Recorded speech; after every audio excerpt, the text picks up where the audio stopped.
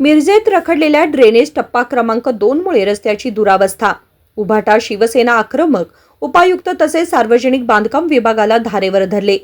30 जून पर्यंत अल्टिमेटम दिला। महापालिका अधिकाऱ्यांना तीव्र आंदोलनाचा इशारा दिला।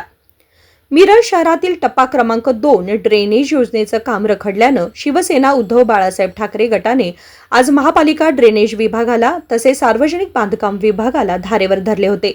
मिरज शहरातील ड्रेनेज व्यवस्था कालबाह्य झाल्यामुळे शहरातील सुधारित ड्रेनेज व्यवस्था करण्यासाठी ड्रेनेज टप्पा क्रमांक 2 शासनाने मंजूर केली होती, पण ही योजना गेले 12 वर्ष झाले तरी रखडल्यानं नागरिक हैराण झालेत। वखारबाग परिसरातील ड्रेनेज पाईपलाईनचं काम करण्यासाठी रस्ता खुदाई काम केल्यानं सुमारे 4 वर्षे झाले वखारबाग परिसरातील व्यवसाय अडचणीत आलेत। महापालिका प्रशासनाचा ढिसाळ कारभाराबद्दल आक्रमक भूमिका घेऊन शिवसेना शहर चंद्रकांत मेंगुरे यांनी आंदोलनाचा इशारा दिला होता। मिरज शास्त्री चौक ते पंचशील चौक ते वखारबाग पंपिंग स्टेशन ते माळी स्मशानभूमी पर्यंतच्या रस्त्यावरील ड्रेनेज लाईनचं काम लवकर पूर्ण करण्याबाबत निवेदन दिले होते। 56 कोटींची योजना 80 कोटींवर गेली असून ड्रेनेज योजना पूर्ण का केली नाही याचा जाब विचारला।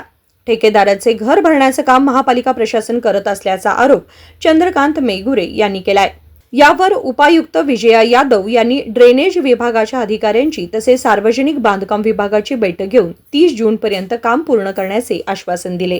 26 कोटी सांगली मिरज महानगरपालिकेमध्ये आम्ही एक 15 दिवसामागे एक पत्रव्यवहार केलो होतो की मंडले पेट्रोल पंपाजवळ रास्ता रोको शिवसेनेच्या वतीनं करणार आहे म्हणून पत्र दिलं होतं। त्याच अनुषंगानं आज अधिकारी आपल्याला PWD असू दे, महापालिकेचे कर्मचारी असू दे, उपायुक्त मॅडम असू दे, यांनी सगळ्यांनी बोलवून आपल्याला एक पत्र दिलेलं आहे लेखी स्वरूपाचं की त्या पत्रामध्ये गेली 12 वर्ष झालं अजूनपर्यंत ते ड्रेनेज लाईनचं अजूनपर्यंत काम झालेलं नाही आहे।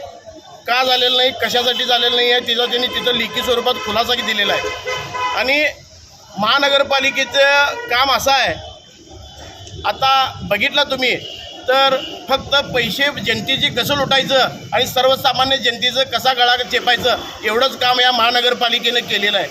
आज 2 विषय आपण त्यांना घेतलेले होतो। गाढवे पंपापासून ते शास्त्री चौकापर्यंतचा PWDचा विषय होता, तर रस्त्याचा विषय होता।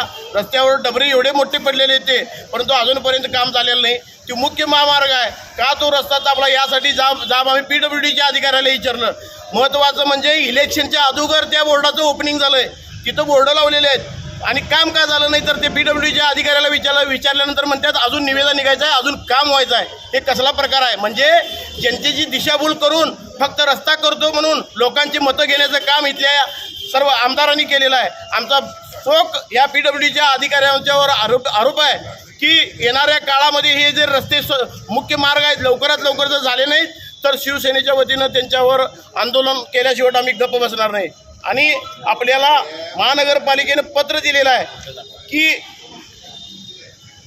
30/6/2025 पर्यंत जे पंपिंग स्टेशनचं जे काम आहे ते पूर्ण करतो आणि जर ते केलं नाही तर तिथल्या जो टेंडरवाला आहे त्याला आम्ही दंडात घातलेला आहे म्हणून त्यांनी असं सांगितलेलं आहे। आत्तापर्यंत 95% काम पूर्ण झालं आहे, परंतु 95% काम पूर्ण झालं तर हे 5% काम का होत नाही असं आम्ही त्या महापालिकेतल्या अधिकाऱ्यांना विचारलेलं आहे।